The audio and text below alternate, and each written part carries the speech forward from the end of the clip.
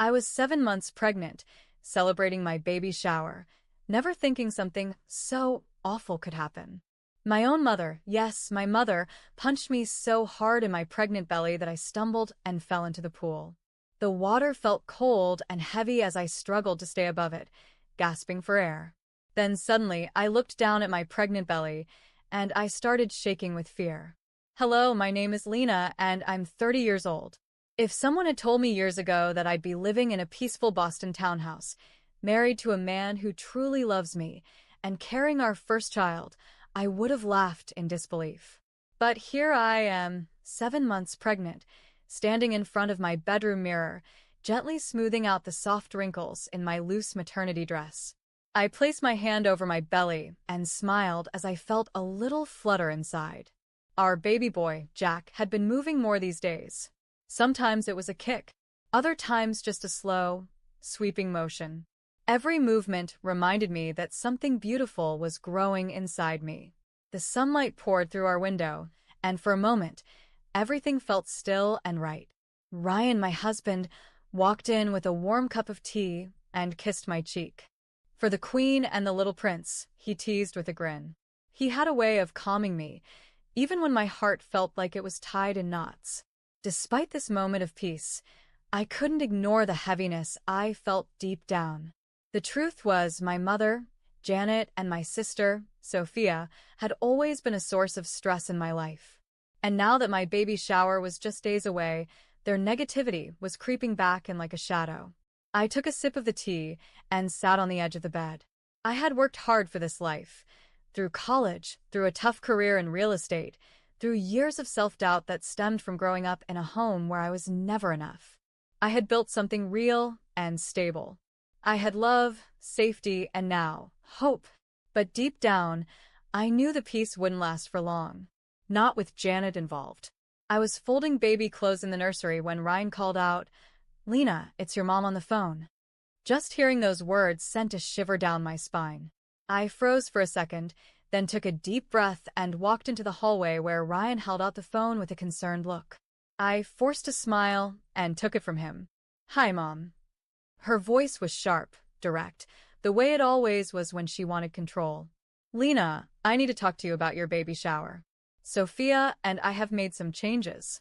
We've moved the venue to the Bloomfield Club. It's more elegant than that little cafe you picked. I've already made the reservation." I shut my eyes and inhaled slowly. "Mom, I've already signed a contract with Riverside Cafe. My friends know the place. I'm paying for it myself." "Oh, please," she snapped.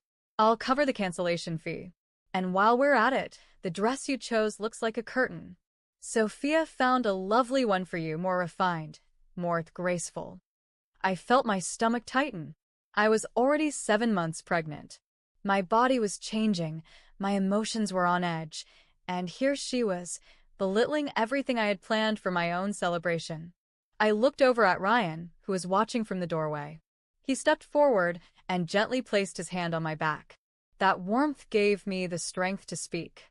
"Mom, Ryan and I have already made all the decisions. This is a special moment for us, and we want the shower to reflect that. We're keeping it the way it is." There was a pause on the other end. Then she exhaled sharply.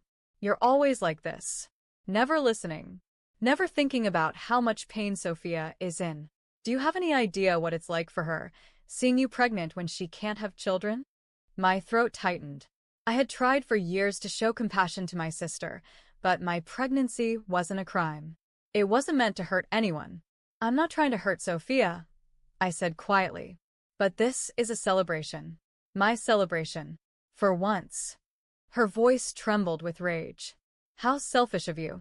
Before I could respond, Ryan calmly took the phone from my hand. "Janet," he said firmly, "Lena needs rest. The baby shower will go on as planned. If you don't want to attend, that's your choice." And just like that, he hung up. I sat down on the couch, shaking. Tears welled up in my eyes. Why can't she just be happy for me? Ryan sat beside me and pulled me into his arms. "Because her love comes with conditions. But mine never will." Later that evening, my father, Frank, called. His voice was gentle, almost apologetic as always. "Lena, I'm sorry about your mother. She's just concerned about you, that's all. I gave a hollow laugh. Dad, you've been saying that since I was 12. It's not concern. It's control. There was silence on the other end. Then he spoke softly. I'll be at the shower. I'll bring your mother and Sophia too. Just try not to worry.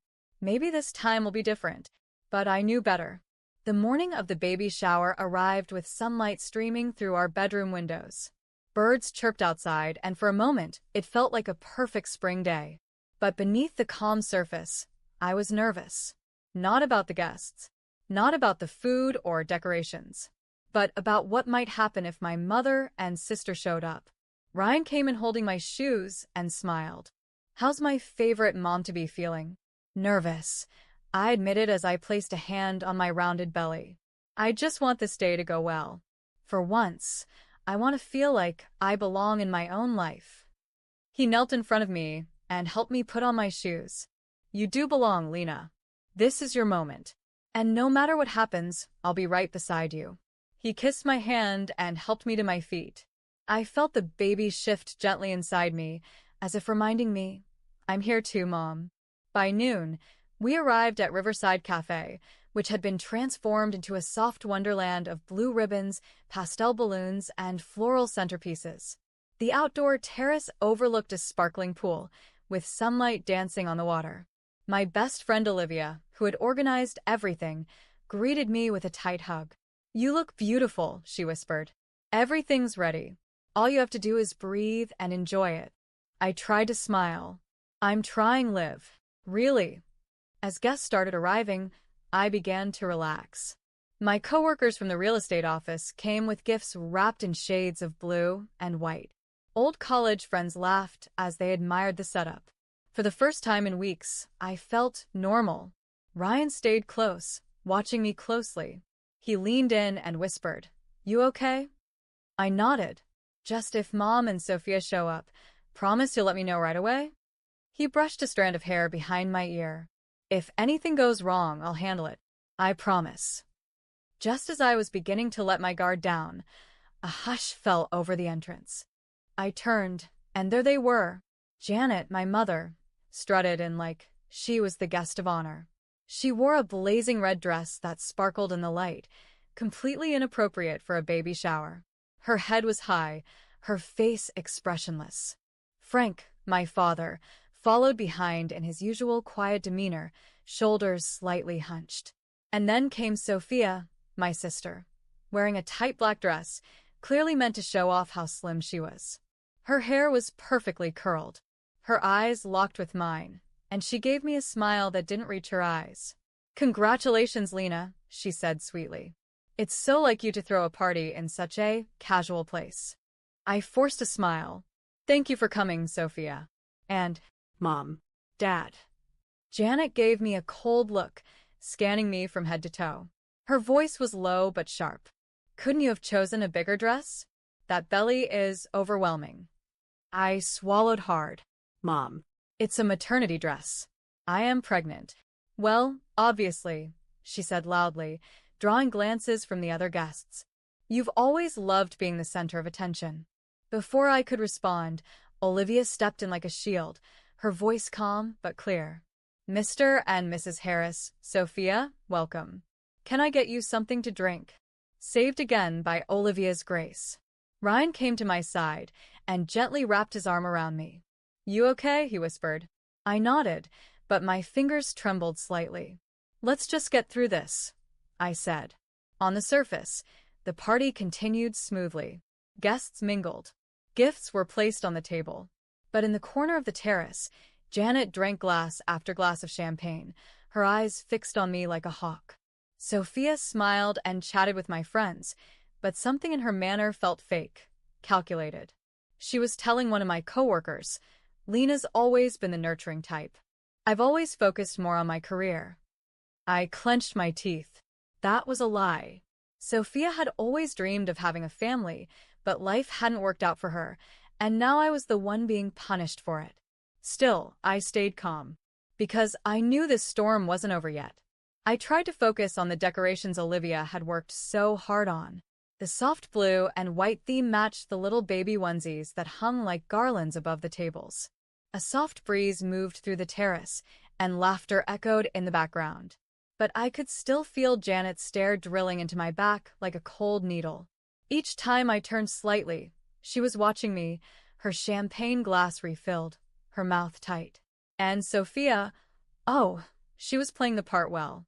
Smiling too wide, laughing a little too loud, and inserting herself into conversations with my coworkers like she belonged there. She approached my friend Jennifer and began talking about our childhood. Lena always had her nose in a book. So serious. I was the more lively one, she giggled. She's changed so much, though. Ever since she met Ryan, she's become different. Jennifer offered a polite smile, but I could see her glancing toward me for help. I walked over and joined them, placing a hand lightly on Jennifer's arm. "Excuse me, Jen. Can I borrow you for a second?" She gave Sophia a polite nod and quickly followed me toward the drinks table. "She's intense," Jennifer whispered once we were alone. "You have no idea," I replied with a tight smile. Meanwhile, Janet was on her third glass of champagne. Her eyes were glazed, and her voice was starting to rise. She laughed too loudly at something Frank said, and then shook off his hand when he tried to calm her. "She's starting to lose it," Olivia whispered to me as she passed by. "Be careful." I nodded. I knew that look in my mother's eyes. I'd seen it too many times before. Moments later, Olivia gathered everyone and clapped her hands. "Okay, everyone, let's play a game. It's called Advice for the Mother-to-Be. Each of you wrote a parenting tip, and Lena will try to guess who said it." Guests laughed and gathered around. For a moment, I smiled and leaned into Ryan's shoulder as I picked up the first card. But I didn't even get to read it before Janet stood up, swaying slightly. Her voice rang out through the group. "I have some advice, too." The laughter died instantly. "Children are born to punish their parents," she said, raising her glass. "Isn't that right, Lena?" The room fell completely silent. My heart pounded in my ears. Ryan stood up beside me. "Mrs. Harris," he said in a firm voice, "maybe now isn't the best time." Janet turned toward him, ignoring his calm tone. "Oh, hush. You're the one who's ruined everything. Is that baby even yours?" Gasps rippled through the crowd. My knees went weak. "What?" I whispered, stunned. Janet laughed, her voice slurring. "You always had to be the star, didn't you, Lena? Since you were little. Always pushing Sophia into the shadows. Now you're showing off like this, while she can't even have children." Sophia walked up behind her mother and whispered something in her ear, something I couldn't hear. Janet's face twisted with even more anger. "I'm tired of pretending," she spat. "This family has always revolved around your drama." Frank stood up from his chair, his face pale. "Janet, that's enough." But she wouldn't stop. Ryan stepped between us again.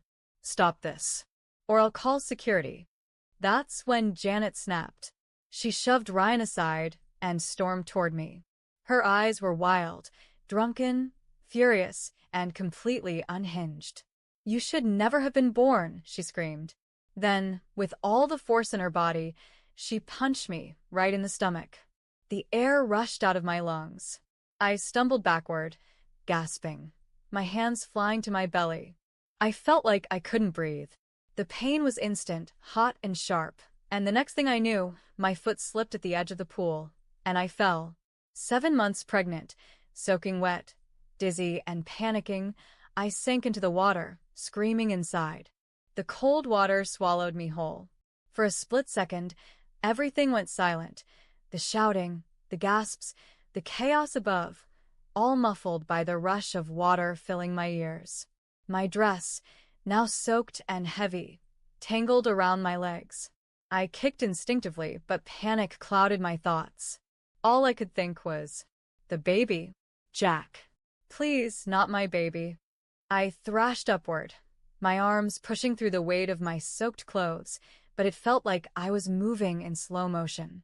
The pressure in my chest tightened. I needed air. I needed help. Above the surface, I could hear faint, muffled voices, then suddenly a scream cut through the noise. "Lena!" someone shouted. Oh my God, Lena. I saw hands moving at the edge of the pool. Two male guests jumped forward to help. And then, like a flash of light through the panic, I saw Ryan, diving into the pool without hesitation. His arms were around me in seconds. "I've got you," he whispered, breathless but steady. "You're okay. I've got you." He pulled me toward the edge of the pool as guests helped lift me out. Water streamed down my body as I collapsed on the ground, coughing and trembling. My dress clung to me like a second skin, and my hands immediately flew to my belly. "I don't know if he's okay," I whispered, my voice shaking. "Ryan, baby, you're going to be all right," he said, cradling me in his arms. "Just hold on." Frank stood nearby, frozen in shock. His eyes flicked between me, soaked and shaking, and Janet, who now stood motionless, her champagne glass still in hand, her face pale. But the most haunting part? Sophia. She stood a few steps behind her mother with her arms crossed and a slight smirk on her lips. She didn't speak. She didn't move. She just watched.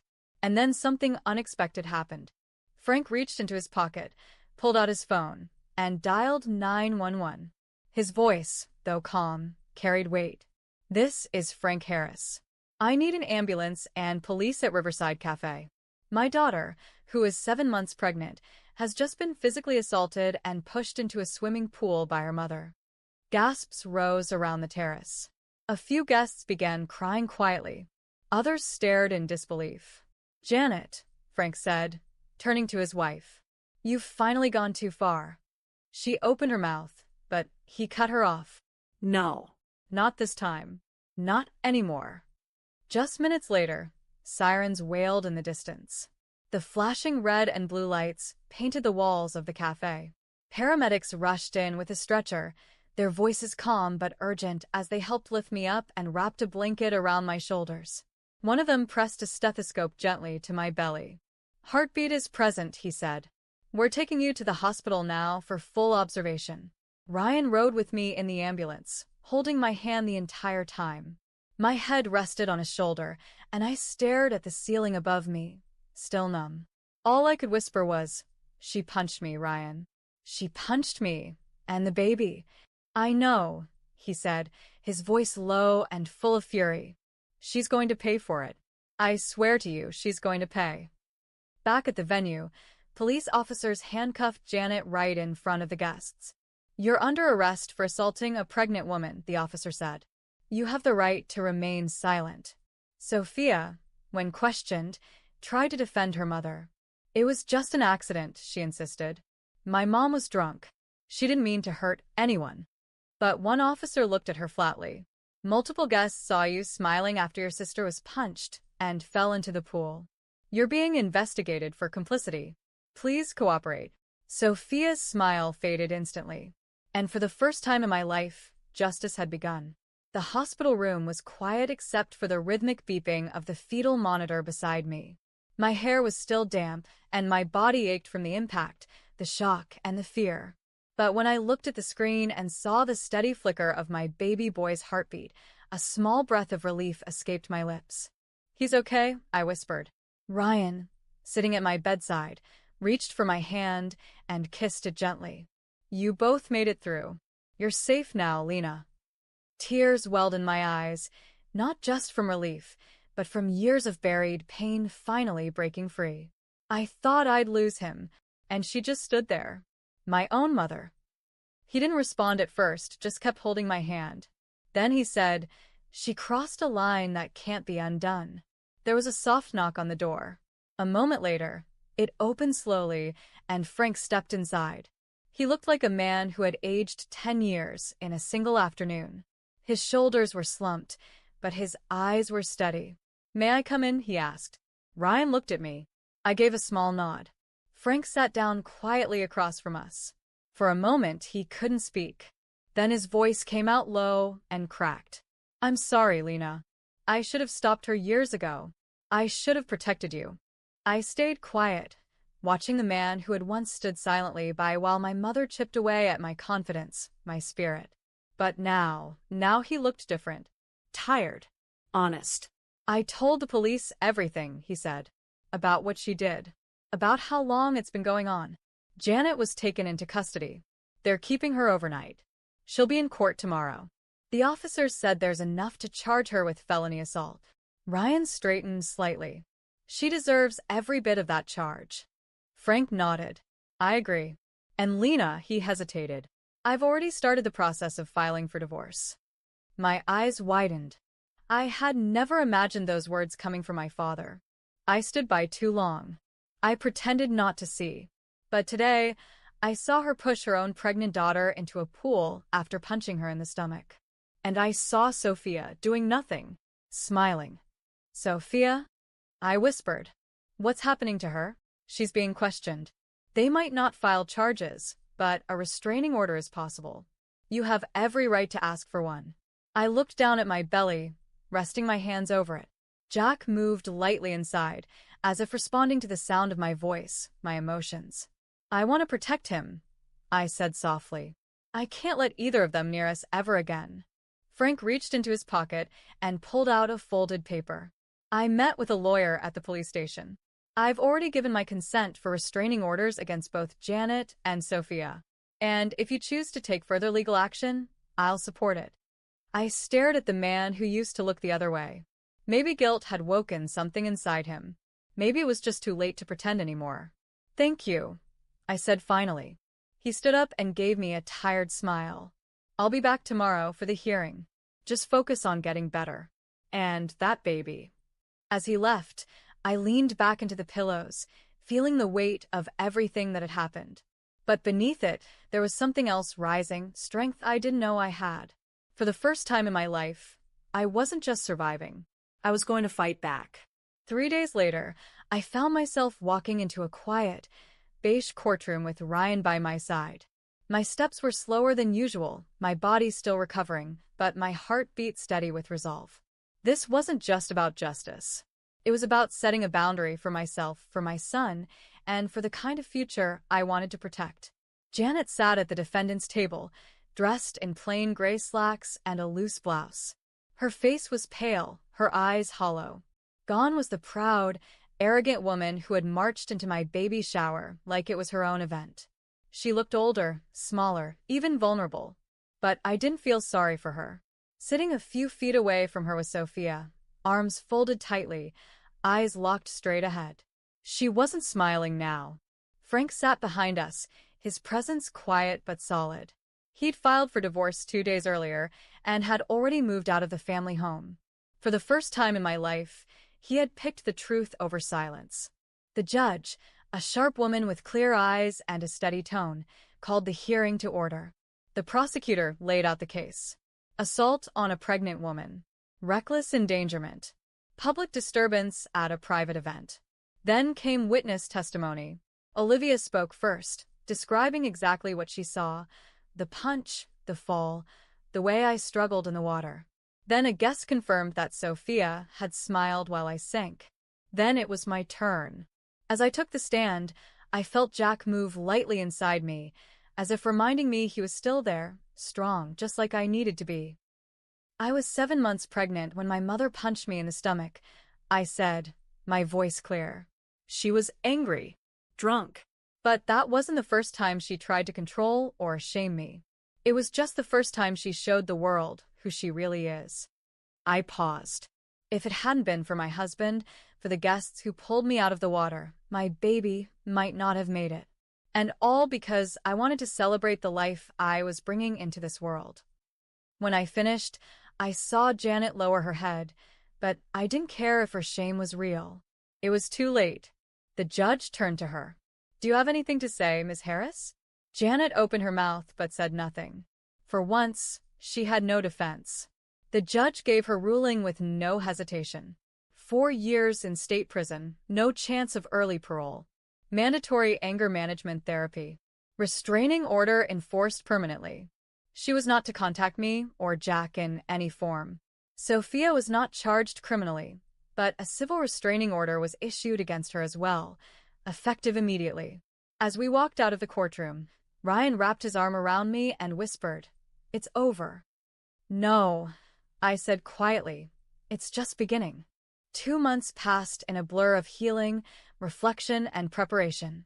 The bruises faded, but the memories didn't. I saw them in flashes, Janet's fist flying toward my belly, the cold water swallowing me whole, Sophia's smirk in the background. But those moments no longer held me hostage.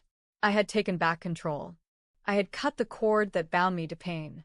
And now, standing in the maternity ward, gripping Ryan's hand through a wave of contractions, I was ready to bring my son into the world. "It's almost time," the nurse said with a calm smile. "You're fully dilated, Lena. Just a few more pushes." Sweat beaded at my temples. My fingers tightened around Ryan's hand. He brushed my damp hair back and kissed my forehead. "You've got this. You're the strongest woman I've ever known." I took a breath, deep and full, and then I pushed. 10 minutes later, I heard the sound I had been waiting months to hear, my baby's cry. My heart exploded. "It's a boy," the doctor announced. "A healthy baby boy." They placed him on my chest, and for a moment the whole world disappeared. His skin was soft and warm, his tiny fingers curled tightly, his eyes squeezed shut as he wailed in protest at this strange, new place. I laughed through tears, touching his tiny cheek. "Hi, Jack," I whispered. "I'm your mom, and I've waited my whole life to meet you." Ryan leaned in, tears in his eyes. Hey, little guy. "We've got you now." The nurse took Jack to clean and wrap him, and Ryan stood protectively by. I lay back against the pillows, physically exhausted, but emotionally filled in a way I never knew was possible. We had survived. And now we had a new beginning. The sun spilled through the kitchen window of our new home, warming the hardwood floors as little Jack crawled clumsily toward the sliding glass doors that led out to the backyard. At 10 months old, he was already full of curiosity, chubby legs wobbling, soft giggles echoing in every corner of the house. "Come on, little explorer," I said, walking over and scooping him into my arms. His tiny hands reached for my necklace, and I laughed. "Nope, not food, buddy." Behind me, the smell of grilled vegetables drifted in from the patio. Ryan stood at the grill, flipping burgers and sipping lemonade. He wore a t-shirt with tiny baby handprints on it. Jack had decorated it this morning. "Food's almost ready," Ryan called, waving a spatula in the air like a proud dad. Life had changed.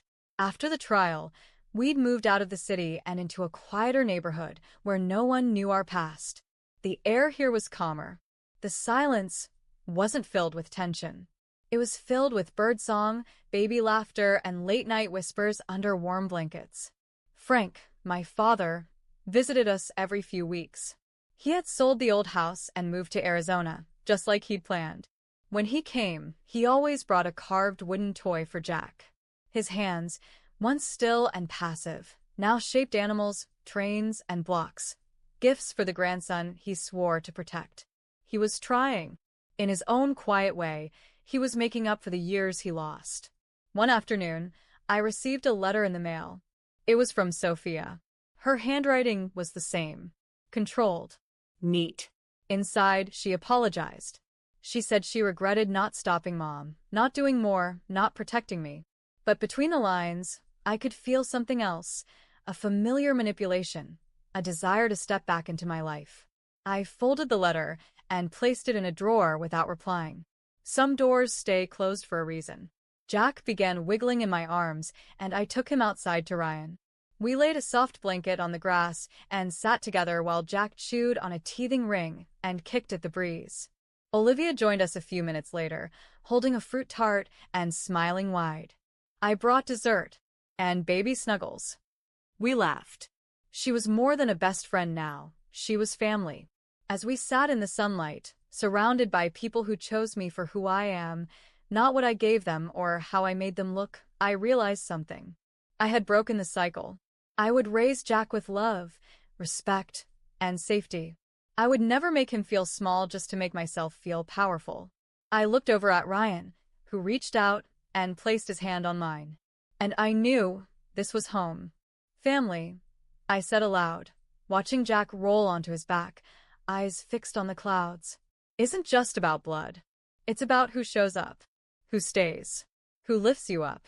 Ryan squeezed my hand. And we'll make sure Jack always knows that. I smiled as the breeze danced through the grass, and Jack's soft laugh rang out like music. We were free, and we were finally whole. Thank you for watching this story. If you liked it, please like the video, leave your thoughts in the comments, and don't forget to subscribe for more powerful and emotional stories. Your support means a lot and helps us keep sharing real-life inspired content every week.